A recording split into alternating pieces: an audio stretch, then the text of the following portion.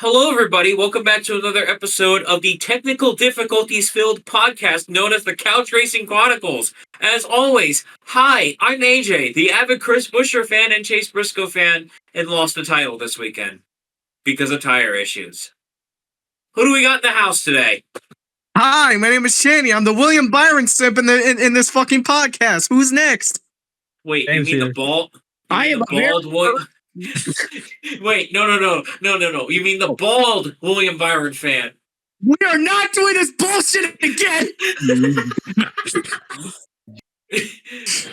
James also just exists, by the way. Hi. Anyways, recording in the background is our dear friend ISO. Well, Just kidding, more Sunny. All right. wait. I'm sorry, I couldn't tell because he's taking advantage of free chips and queso at the local Cheddars. Yeah, I am a very irked Sonny who is dealing with technical difficulties, but I wanted to come onto this podcast right now and make an announcement that Kyle Busch got a top 5 in 2025. It is time to celebrate.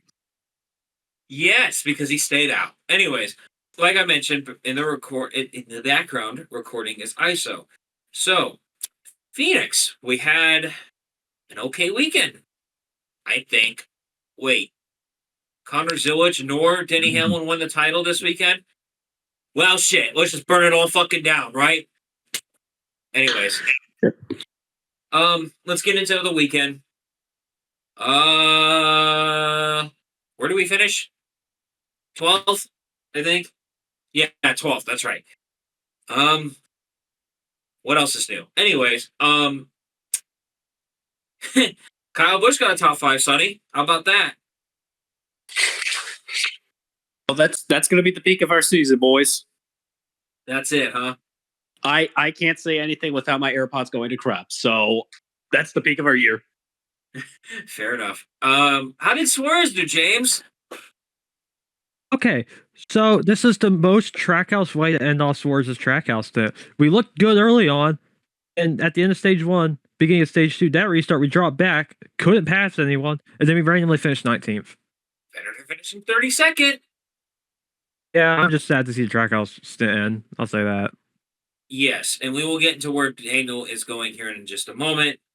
Let's also address the other elephant in the room, Mr. Byron. He was doing really well until he had a right front going down, but we will get to that momentarily. So, let's break the weekend down. Corey Heim wins the truck race on Friday, 12th win of the year, wins the title, deserving, in my opinion. The truck race was really good. Corey Heim is a beast. That's all I'm going to say. He's got that dog in him, as Corey LaJoy would say on Stacking Pennies, with that 7-wide pass, which was insanity to begin with. Jesse Love got his second win of the year, wins the title. He was just better than the JRM cars. Enough said. What else can you really say there? Boy, Sunday's going to be a killer, and we'll talk about that here in just a second. Ryan Blaney gets his 4th win of the year. Kyle Larson gets his 2nd championship. It should have been Denny Hamlin. Do we agree or do we not disagree? I agree. I agree. Channy, I gotta say, I gotta feel for you, especially because, Byron was running 2nd and then the tire went down. Was that heartbreaking to watch? Honestly, yeah, it was. But I can't imagine was it more heartbreaking than watching Denny lose the title? Seeing Denny Hamlin just inches away, just before winning his first title, and then that caution came out. I just felt really, really bad for Hamlin. Yeah, I think it's safe to say everyone in our friend group, we all felt awful for Denny because we all wanted him to win. Look, I'm not going to beat a dead horse here because we're recording this for a second time, and I'm not going to go on the rant I just went on earlier, but I feel for Denny. I really do. But, man, that was just painful to watch. I mean, Agreed. he was a lap away from, 2 laps away from winning his first title. Dominated the race. Was probably the car to beat. And Chris Gale made a pretty disastrous call, in my opinion. But it's not really all that disastrous if you really think about it. But in the sense of what Larson did, yeah, that wasn't the smartest call in the world. And Larson just ripped the top in 1 and 2 very well, and he did a really good job of it. There's no doubt about it. But this format fucking sucks. That's all I'm gonna say. And I think our good friend James has a rant to go on about it. About the playoff system? Yeah, heck yeah, I do. I mean, it's really stupid. We can go. Everyone let's use the hypothetical. Someone can win the first 35 races and not show up with the right car at the final race and lose the championship. Well, how about this? What we just witnessed. Hamlin drove the perfect race in the last race, played by the system, and it doesn't even matter because caution 2 to go. 2 laps to decide it. I mean, it's stupid when you have a championship format that the only thing that matters is the last 2 laps of the season. That's not right. No, it absolutely is not right. And the fact that this happened in the Xfinity, well, almost happened in the truck race, and thank God it didn't, because, Sonny can vouch for me. Like I said, Corey Heim has that dog in him because he made probably one of the craziest moves I've ever seen at a restart in Phoenix, going 7 wide. It's crazy to me how these are the same people that are happy that Jesse Love wins the title and they bitch about it, but they're also mad that Denny doesn't win the title either. Look, I'm a Connor Zillage fan, and I'm upset that he lost, but I'm not mad at Jesse because Jesse did what he had to do. I feel like I can't say the same about the Cup race, and I'm not saying this as a double standard, but I personally am not a fan of Kyle Larson. Do I think he's talented? Yes, there's no doubt about it, but it's just I don't know if you guys feel the same way I do, but it kind of puts a sour taste in your mouth when you say, "Oh, hey, by the way, we won the championship without leading a lap." How do you guys feel about that? Sonny especially. That shouldn't happen. Like no champion should have to have the balls to go up to the world, go up to their team and say, "We didn't lead a single lap. We haven't won a race since May, but we're champions." No, I don't. I'm sorry. No, I mean, like, I literally don't know what to say. This is literally Denny. If I was in Denny Hamlin's shoes, this is literally like if I was saving up for a really good toy I wanted, but the first time I tried to do it, it was sold out, and every time I tried to get that toy, it kept getting sold out. So I had to keep saving money and doing all the work and sweat I can. And then the moment I finally have that toy in my hand, someone who already has had it just swipes it from my hands. That's probably not the best analogy, but like this, I'm getting really just heartbroken with how many times Denny Hamlin has been in this situation. And every time it seems like he's finally going to get that outcome he wants, something just takes it from him. Yeah, for sure. And it's kind of sad to see because, as someone who's not a Denny fan and a lot of people who did say the same thing, Denny deserved it. Yes, it doesn't matter who the best car was. He was the best car all day, but it came down to a 2-tire call. That's what decided this championship. Now look, I could sit here and beat a dead horse about this, like I just did, but I'm gonna save y'all the frustration because I'm pretty sure everyone can agree with me on the same thing. Format needs to be changed, and thankfully NASCAR is finally listening to the fans, and we are finally getting a new format. What that format is per se, I don't know, but I think we all have a clear idea of what it is, and hopefully we should see an announcement about it within the off season, probably around January if we're being realistic here. So, let's move on. Let's catch up since we've been gone. I gotta shout this one out to James and ISO both. Daniel Suarez going to Spire Motorsports in 2026, replacing Justin Haley. James, what is your thoughts on this per se? Oh, for starters, not rivalous anymore. Oh my goodness, that was such a relief off my shoulders, man.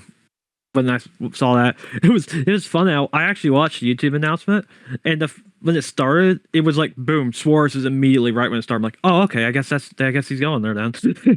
But I think this is a great move. I think, from what I've heard, Ryan Sparks isn't a great crew chief, but I don't think we're going to bring Swiderski over. So I think it'll depend who they give us as crew chief. Apparently, him and McDowell have actually gotten over the Phoenix fight. They're actually really good friends. Interesting to see how him and Hostfar work together too. But I think this is a good move.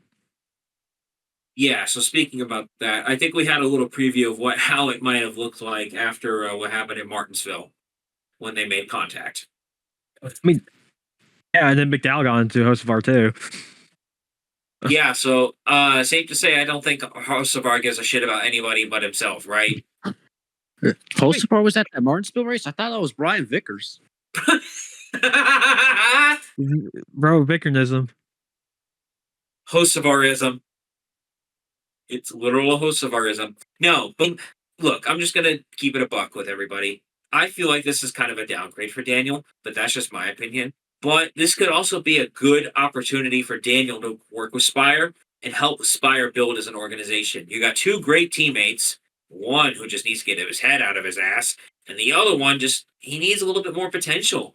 I personally think McDowell is a very good underdog driver. He has a Daytona 500 win, won at Indy a couple years ago. I think if you give Spire, because basically they have an alliance to Hendrick, and I think that might help Suarez in the long run if he gets with the right people, but I don't think he's going to be with his crew chief. I can't say the fucking guy's last name to save my life. Dursky? That's it, yes, him. I don't think they're going to be together next year. I think it'll be Ryan Sparks, from my understanding, but it's still early in the off season. It literally just started last week, but I have high hopes for Daniel. And Chaney, I got to shout you out too. But how do you feel about speaking of drivers and their good seasons? How did you feel about Ryan Preece this year? Ryan Preece really had a good season this year. I think so, yes. Okay, so let's look at Ryan Preece's year. He finished 18th in points, which that's the highest he's ever been. He's ever been in the Cup Series. He looked like he had a shot to win a couple races. He had a couple top fives and a lot of top tens. Sonny, do you think this move was smart? I've said this before, and I'm gonna say it again. This was the great move because honestly, I'm just gonna lay it on here. A dying SHR team is not indicative of anyone's talent. That team was literally doomed right when Preece joined. So I feel like that wasn't really a fair opportunity for him to showcase his skills and what he could do. So now that he's in a team they should have won a race this year. I cannot express enough how godly close or how many races they actually should have won.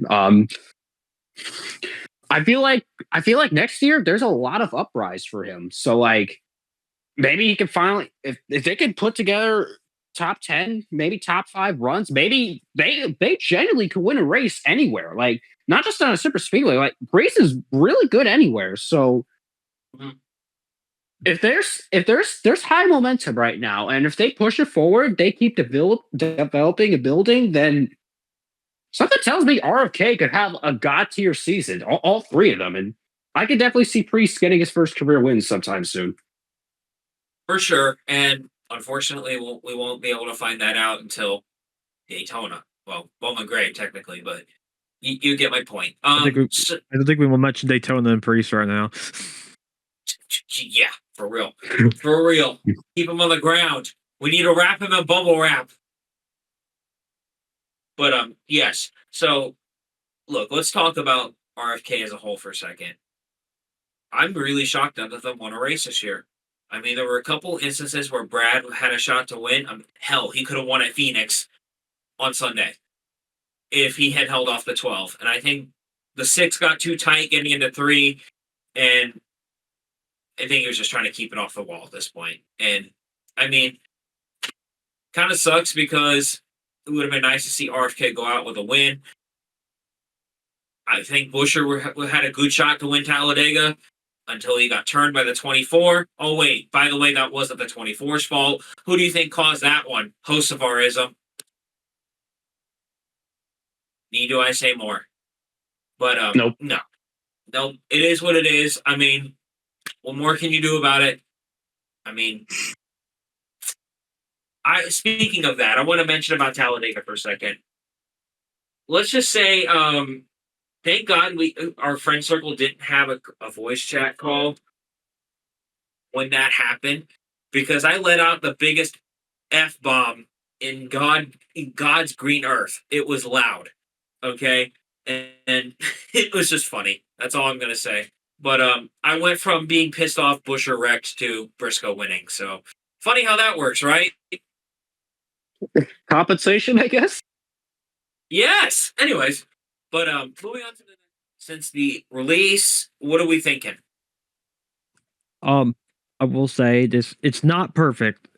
Obviously, for a first game, it's not perfect. It's gonna have bugs and stuff. But iRacing has really, from what I've seen, listen to Twitter, listen to people's reactions and stuff, and there was a lot of time where it was nearly almost every day they were releasing patches out, and they've made some great adjustments to this game. Career mode's awesome. I really like it. Online setup kind of identical to Heat 5, so you can run private lobbies and stuff like that. The only issue with those right now is that you can't cycle events. Like if you go to Daytona, you can't run the 500. You can only run the night race right now online. But in North Wilkesboro, you have to go single track to run it online. But I mean, other than that, it's really good. Soundtrack's great. Great list of drivers. I think it's a really solid foundation for iRacing to start off with. Well, that's good, and it's only gonna go up from here, because I've heard nothing but good stuff about this game, and hopefully here in the next couple months I'll be able to get it myself, and maybe I'll contribute to that in a later episode. But I wanted to have a little discussion with Sonny here. Moving on, Jim Holman is the new crew chief for Kyle Busch in 2026. He will be leaving Junior Motorsports and Justin Allgaier's 7 team, going over to back to RCR basically. So, Sonny, I want to ask you, man, could this potentially be what Kyle Busch needs for a potential rebound in 26?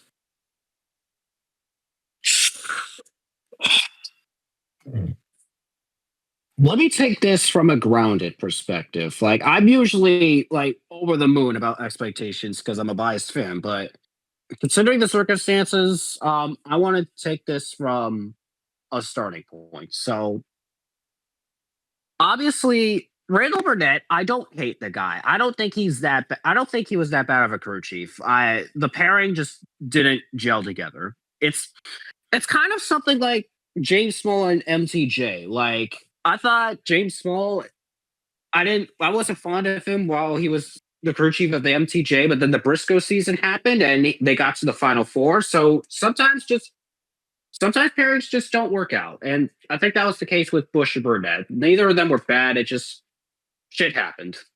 So Jim Holman, for those that don't know, he worked on the RCR Next Gen car when it first premiered 2022. It got Tyler Reddick 3 wins, and then Austin Dillon won in a race I have not recovered mentally from. So with that in mind, obviously the team as a whole still has work to do. I don't expect them to just completely go out and dominate. I'd be focused on getting a car that could like finish consistently or make the playoffs. That's their primary focus. But I will say this, like, if Jim Holman gives the 8 team the momentum they need, if they rile together, if they refine their spark and Kyle Busch ends up having some sort of late career resurgence, then I will gladly be ecstatic over that. It's a slow chance because Kyle's nearing around the retirement clock. He just turned 40. But you know what? Whatever happens is going to happen. And if we somehow find our way back into the Kyle Busch I enjoyed rooting since pre-COVID 2019, then I am in for a wild ride. That's my thoughts. Fair enough. I think James had a question for you, actually, Sonny. All right. So we talked about Randall Burnett. Trackhouse confirmed the crew chief lineup, and this specific one was confirmed a month ago that Randall Burnett was going to join Trackhouse and crew chief for Connor Zilic next year in Cup. How do you see that pairing working?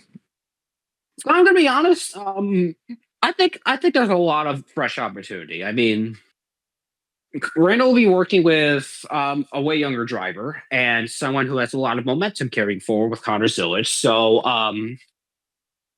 I think if they keep building long term, I'm not sure how Connor will adjust quickly into the Cup level. I imagine there's going to be some growing pains. I don't want to overhype them way too early, but if they build a base for their starting year and they build on it and they start finding wins and momentum and carrying it into possible championship runs, then honestly, I have no reason to say why they shouldn't go that far. I mean, if something happens between them, then I'll maybe come back to whether or not Randall was a good crew chief. But right now, I do believe he is a man that can lead a driver into a lot of success. So I'm really interested and looking forward to see how he does with Connor.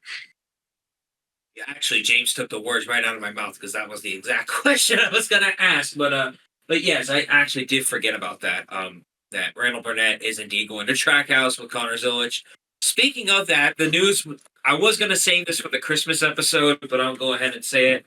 The number lineup for Trackhouse was revealed today for 2026. Ross Chastain will remain in the 1 car. Connor Zilic will be moving from the 87 to the 88. Shane Van Gisbergen will be moving from the 88 and be renumbered to the 97. So my perception of this before this was announced was the 97 crew was going to be the old 99 crew, which is correct. And which, I mean, I think for Shane that is fitting because that was Shane's number when he was in Xfinity with Kaulig, and that was also his number in V8 Supercars. So, and I think this is an argument that being tied to a number means a lot more to people than you think. So, Sonny, how do you feel about this? Do you think there's more personal heritage to SVG getting the 97 in the Cup car? Do you think that might, I don't want to say lead to any more potential success, but do you think this was a good move on Trackhouse's part?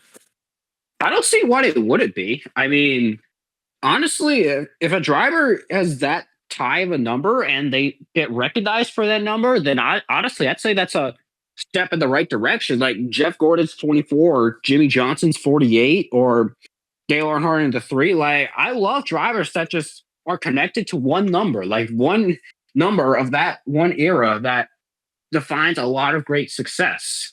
So I think it's a really good feeling and decision to connect Shane to the supercar roots and as well as the Xfinity roots in NASCAR. So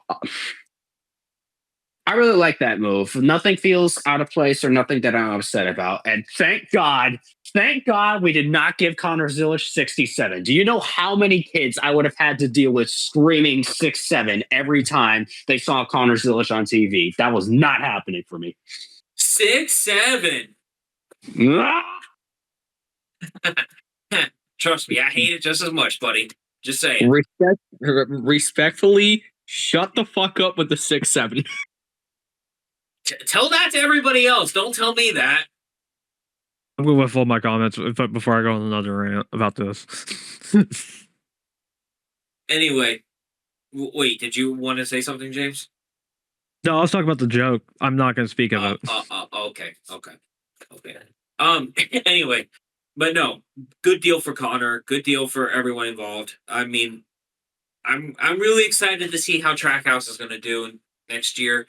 I mean, don't get me wrong. I'm not going to be surprised if Shane gets a lot of road course wins next year. I wouldn't be surprised if he wins all 5 of them again. What do I know? But I wanted to say that I think moving him to the 97 was a smart call. That's all I'm going to say. So we basically touched on this already, but tires were not an issue on Sunday. Let's just keep it short and sweet. Again, we're recording this for like a 69th millionth time because of audio issues.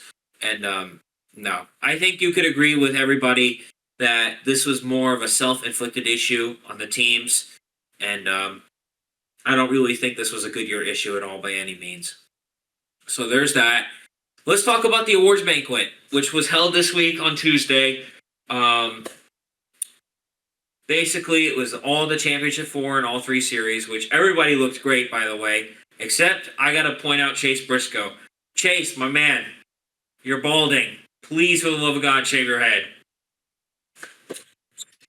Please. Please. I think bald is beautiful. I think you should try it. Please shave your head. You look like a middle-aged man. That's all I'm going to say on that. Most popular driver awards, of course, to anyone's shock, Chase Elliott gets his 8th most popular driver award. Wow. Wow, indeed. Wow. I'm shocked. Said nobody ever. Raja Caruth got the truck series most popular driver award. That's good for him, honestly, because I think Raja is finally starting to get the respect that he deserves. And Justin Allgaier, to nobody else's surprise, also got the most popular driver award, which I'm surprised it wasn't Connor Zilic. That's more deserved than Elliott. What, Justin Allgaier? Yeah, I click with Justin way more than I do with Elliott. Okay, well, why? Why do you say that?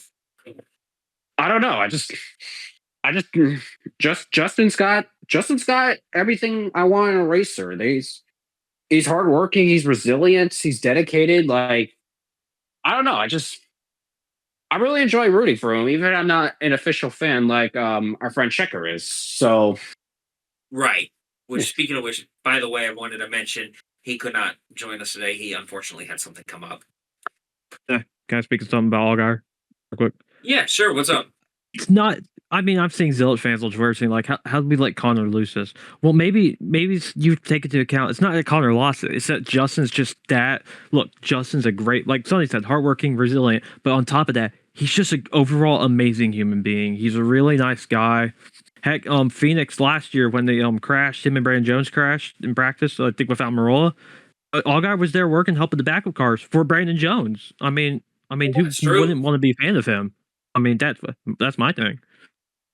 Yeah, I agree. Justin is compared to Elliott, I think this more also comes down to Justin has a better personality than, I mean this with all due respect, but Chase Elliott has no personality.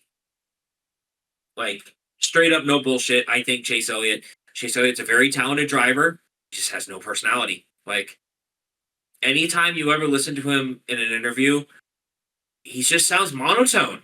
Like, I don't see the hype behind him. Like, yeah, I get it. He's the son of Bill Elliott, but you gotta have some personality, kid. Now, look, I'll say this, but people are gonna make the argument because I'm a Buescher fan. Oh, Buescher doesn't have a personality either. Are you sure about that? Go ask Ryan Priest that question, because they pull pranks on each other all the time, and their pranks are actually pretty funny. They're in a prank war right now. Exactly. Yeah, let's talk about that for a minute, actually. So their prank war that they had in Phoenix was actually really funny. So Chris took the door off of Ryan's Bronco rental car. Now, I thought that was actually good. But Ryan, I think, stole the cake because Channy, I think you'll get a kick out of this. Ryan shrink wrapped Chris's rental car in literal shrink wrap. Oh, Jesus. So literally, all you see is the car is just literally covered in fucking shrink wrap. It was great. Look, this is the thing I want to say. This wasn't in the notes, by the way, but I wanted to mention that. This is kind of the point I make to people where, today's kids, they don't have personalities. Yes, they do. They just convey them a little bit more differently. Look, I'm going to agree with what Jimmy Spencer said when he was on DVC a couple weeks ago. Yes, we don't have the same kind of drivers with personalities like we did back in the day, but if you really think about it, these kids do have personality. They just convey it differently. Am I right, Sonny? No, sorry, I'm just dealing with stuff. Oh, okay. Well, I was going to ask you a question, but I'll ask it to James. James, do you feel like Well, Sonny, if you can chime in on this too, but I want to ask you both. Do you feel like today's NASCAR drivers still have the same amount of personality as they did back in the 80s and the 90s, or do we think the world is changing because of social media? I mm, I don't I wouldn't agree with that. Like you said, when the Chase Elliott, he doesn't have much personality. I mean, granted, now we live in a day where social media and stuff. You look at what happened to Gregson a couple of years ago. One wrong move and it could potentially ruin your entire career. Maybe So, and I Well, feel like okay. there's, where I'm going at with that is that maybe some drivers are too scared to show their personality in the sense that the sponsors don't want it to lose sponsorship, stuff like that, which sucks. But when you got guys like Connor and Jesse in the lower series who are not afraid to kind of beat themselves, obviously, they're outspoken best friends and stuff like that. You want to see more of that. Okay, yeah, that is a good point, but respectfully, I don't think Chase Elliott just has a personality. Just don't. Oh no, I'm not disagreeing on that. Not at all. I agree with you. Okay, well I'm just that's saying. fair. I think some drivers do want to show their personality, but are scared possibly of losing certain opportunities and whatnot. Okay, well that makes sense. What were you gonna say, Sonny? He's having issues. My tone does not indicate it, but I'm kind of really fucking pissed right now. So, honestly, I think they have personality. They just don't get opportunities to show it. Like, I don't know if that's on them or if it's on NASCAR not putting them out into the world, or if they're like James said, the sponsors don't want trying to put them in a certain way or image. I'm not sure. It's just a lot of factors that could be playing into this, and I feel like they have a lot of personality. Like Ryan Blaney or Bubba Wallace, or like anyone that I've seen that's like really lively or within the garage area. I don't think they don't have personality. They just need like their own major space or their own place to get out to the world, like how a lot of like how a lot of the drivers were back then. Yeah, I agree. And I'm not discounting that by any means. I'm just saying I think social media and I feel like NASCAR as a whole has become it's ironic. I had a conversation with somebody about this the other day. Completely off topic, but I feel like sports, the culture of sports, not just NASCAR, but the culture of sports entirely, like NFL, NBA, all the sports, the culture has been completely shocked and it's gone way too political. Sports betting. Like, look, I'm going to put this in this perspective. NFL back in the early 2000s and mid 2000s was great. You could be literally a fan of one team and you could vibe with the other person. But God forbid if you tell that person, "Hey, I'm a Kansas City Chiefs fan." They'll go up your ass and they'll be like, "Oh, do you hire the refs to rig the games for you?" Like, shut up. But no, it's just the whole dynamic of sports has just gotten really ridiculous over the last couple of years. If I may add to that point, like I said sports betting as like a subtle comment, but that's really because like every now and then I'll hear some instant where players are getting literal death threats from other people or fans online, all because of some stupid fucking parlay or betting shit. Because yeah, because your existence as a human being all relies on what you do to my fantasy team. Because that's totally how that works. That's totally how things should go. Fucking idiots. I'm sorry. I needed to get that out. No, and he's not wrong because I see people do the same shit with NASCAR too. It's not that serious, guys. It's just betting. If you are taking betting this fucking serious, you need help. Please, for the love of God, go get help because we don't need to be doing that. Yeah. Anyway, looking ahead, so we don't have any former NASCAR racing until February with the Clash at Bowman Gray. However, to hold us over, every year in December, we have the Snowball Derby, which is a very popular short track race with super late models. It's at Five Flag Speedway, which is in Pensacola. And let's take a look at that for a second because I'm low-key excited. I get excited about this race every year. It's one of my favorite races as a short track racer fan.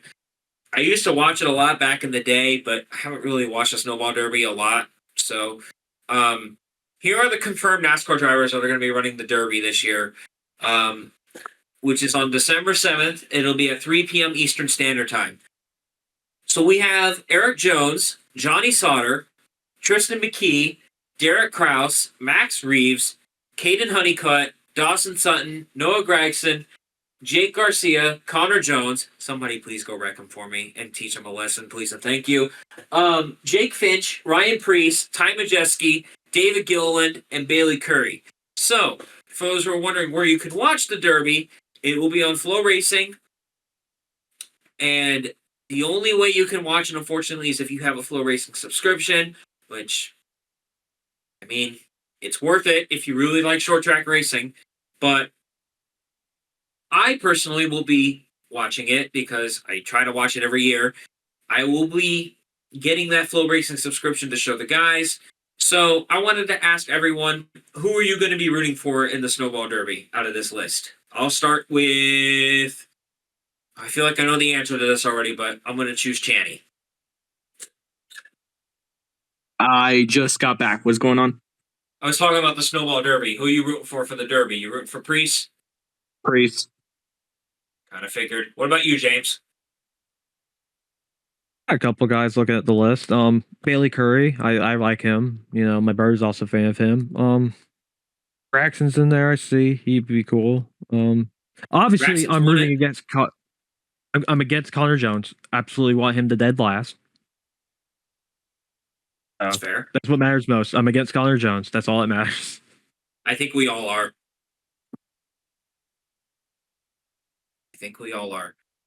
But who are you going to be riding with out of this list?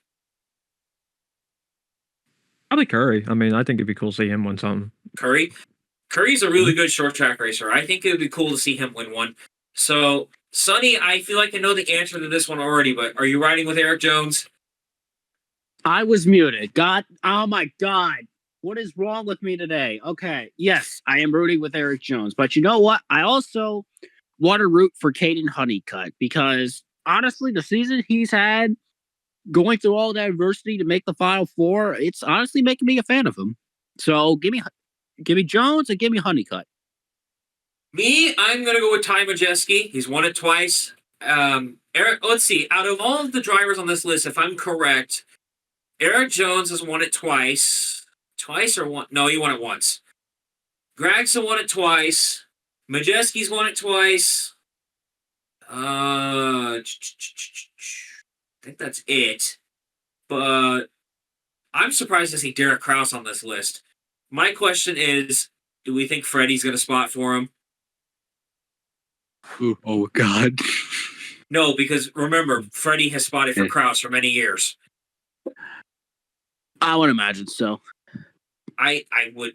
He said he's going because he did confirm on DBC he is going to the Derby this year. So I imagine it's going to be with Kraus. Majeski, I believe his spotter is going to be Herm, if I'm not mistaken. Mike Herman, Busher spotter.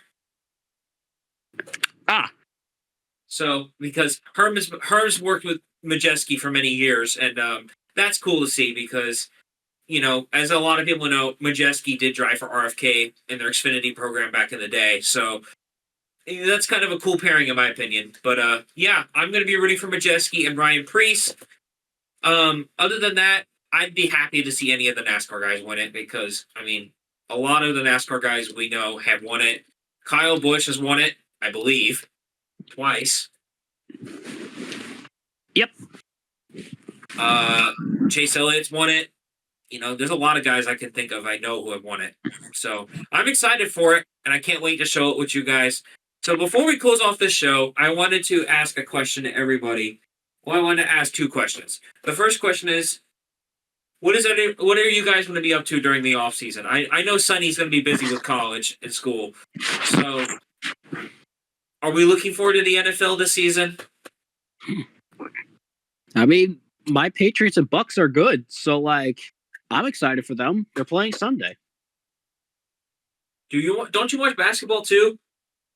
A little bit of basketball, yeah. So literally, pretty much the only sports that are going to be on during this off season is literally NFL and basketball. Which I mean, that's fine. I'm fine with that. Baseball just wrapped up. The Dodgers won, by the way. Let's go. But yeah, I'm not really going to be doing anything during the off season. I'm just going to be working my life away, unfortunately. But what about you guys?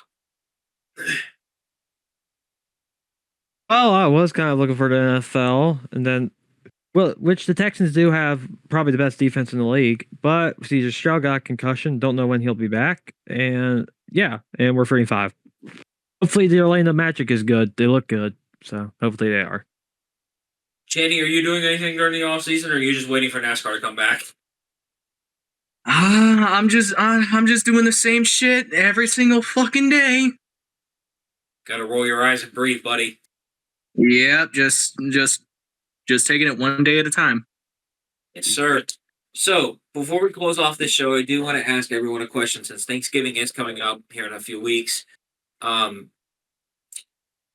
and ISO, you can contribute to this as well, because I know exactly you're going to contribute to this, and you can contribute in the chat. What is everyone's go-to Thanksgiving plate? So, like, what I mean by that is, besides turkey, what is your go-to sides for Thanksgiving? I will start with Channy. You cannot go wrong with mashed potatoes for Thanksgiving. That's one of my favorite sides. With or without gravy? With me being a picky ass eater, without. Do you eat it with butter at least? I actually never tried it with butter. I'm telling you, man, if you like butter, put some butter in your mashed potatoes. Some salt, pepper, and butter, well, you'll be in heaven. Let me give you a little life hack. Mashed potatoes and gravy with some butter. You will thank me later. It's just good. It is absolutely good. What else with that? What? Just mashed potatoes? Yeah, I'm not, like that huge into other types of foods yet. I'm still trying to test out the waters just a little bit, trying to get out of my phase. Yeah. That's fair. I'll tell you what though, get you some corn. Corn is really good with turkey. Sonny, what about you? Baked mac and cheese. There's Yes! something so delicious about baking mac and cheese and then getting to dig into it alongside your turkey. And oh my God, it is a life-changing experience. Anything else with that? If you have any, get yourself some bread rolls. They are good. King's Hawaiian. Yes. By the way, RFK did the King's Hawaiian cars better than JGR. I said what I said. So James, what about you? Okay, one, I've got kind of a hot take. Personally, I don't like turkey. I like ham. I'll eat ham. I don't like turkey. I mean, I that's don't know fair. what it is. I just don't.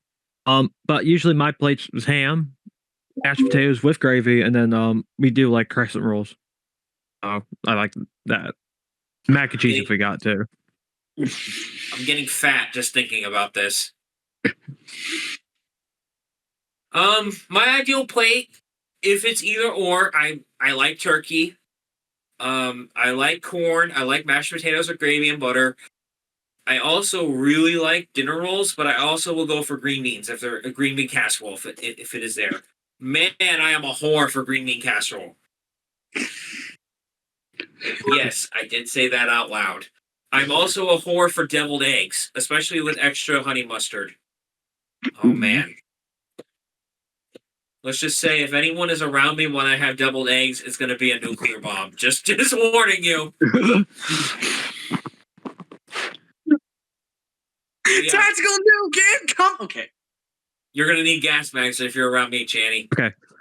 I have a question.